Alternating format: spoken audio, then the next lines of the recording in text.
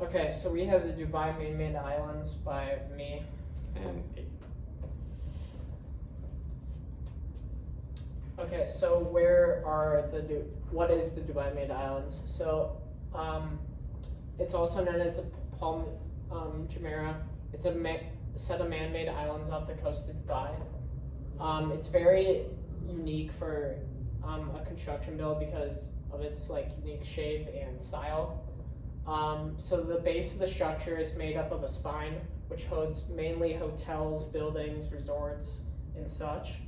And then it's built up by the trunk, which is holding the different fronds, which you can see in the middle of the island. And that's built up by 17 different ones. And these are mainly built up of different homes for people, and they have access to beach all the time because they're surrounded in the middle. And then as you can see on the circular far part of the island, what is called the circular crescent, it's built up of homes, resorts, and everything you can see in the spine and the trunk of the island. And this is basically built for the island mainly to help protect against breakwaters and currents. A breakwater is basically a way to prevent different conditions of water, storms, and everything to help protect it by using different rocks and rubble to build around it to prevent rip currents and such.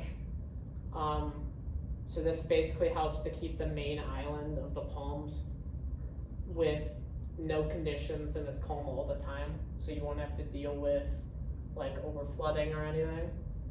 And during this build, they basically only used sand. They didn't use anything else, and they used 120 million cubic meters of sand to build up the whole structure of the island.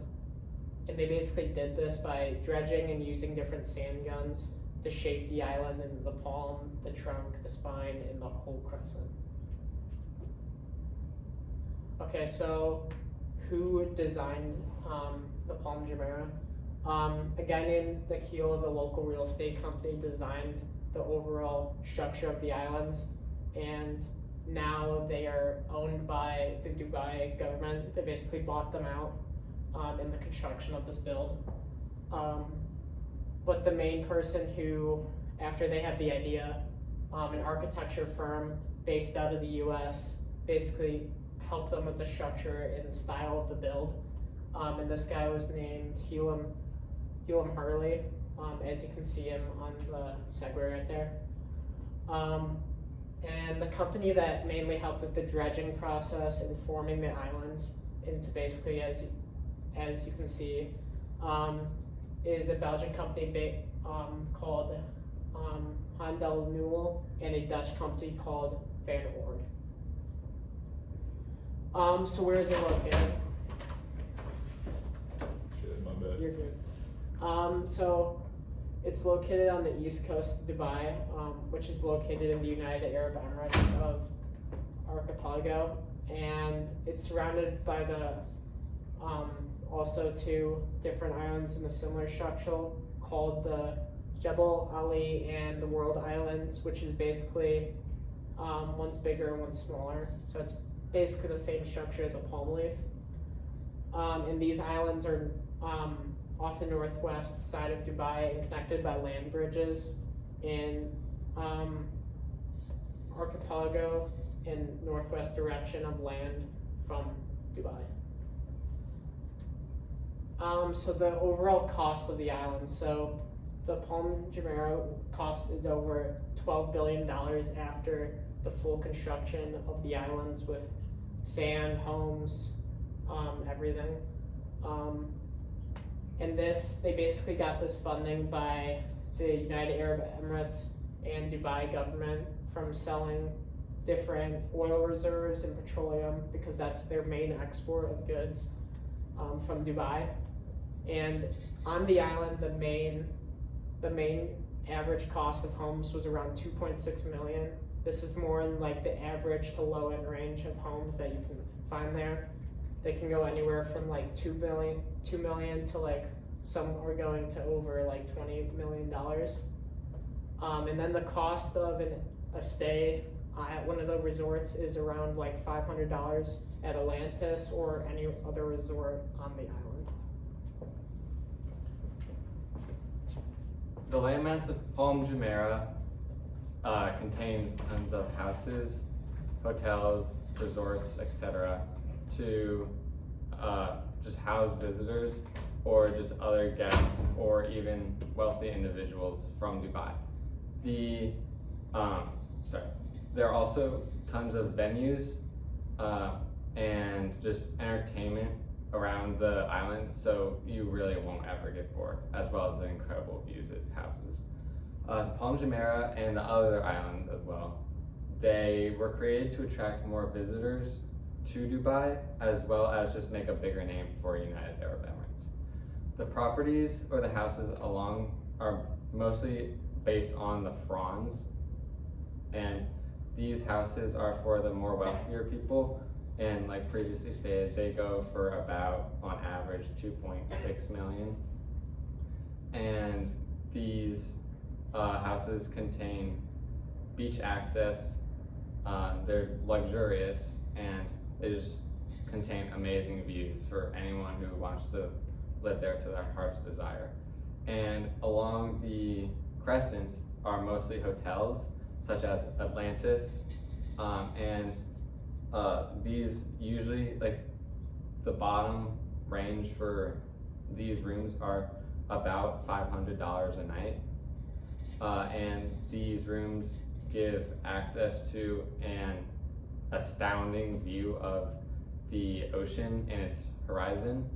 And on this island, there's really nothing that you will get bored of, as well as there also just being tons of beach that you can just roam and walk on and just have a good vacation on, honestly. The idea for the Palm Jumeirah, it was based on a palm tree, and it from above you can easily see that, and this is indistinguishable from what surrounds it other than the Jebel Ali, which is very similar in structure. The Palm Jumeirah did affect society immensely, more importantly, the wildlife, with a process used that was called dredging. The wildlife and the sea grass, reefs, and also just other habitats underwater got basically destroyed, or at least moved around a little bit, causing devastating effects to the wildlife that would live there. Also, a process involved in dredging led for silt to filtrate into the sand, causing issues with that too. With the process of dredging, it just really destroyed most of the habitats underwater. However, the Palm Jumeirah did have positive effects on the construction industry, mostly because it was like really one of the first, if not the first, land reclamation that was done, or at least to this magnitude. And with learning and looking back on how it was done, we can, for future projects, we can further study this and see what went right and what went wrong.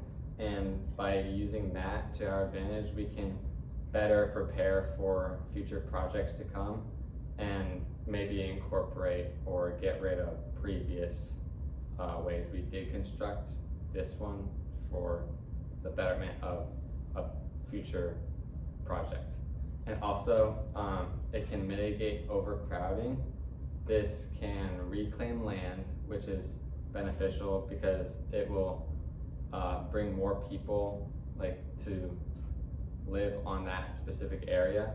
It causes for urban and rural expansion, as well as meeting industrial, architectural, and infrastructure needs for either the nation or the area that you're in. For what is dredging, this diagram is a pretty good representation. So from down here where the seabed is, it can either vacuum up sand, or via an excavator, it can just pick up the sand and it will place it to this hopper, or just the excavator sometimes just put it on top of the boat. And then that is how you kind of get the sand from the bottom of the sea.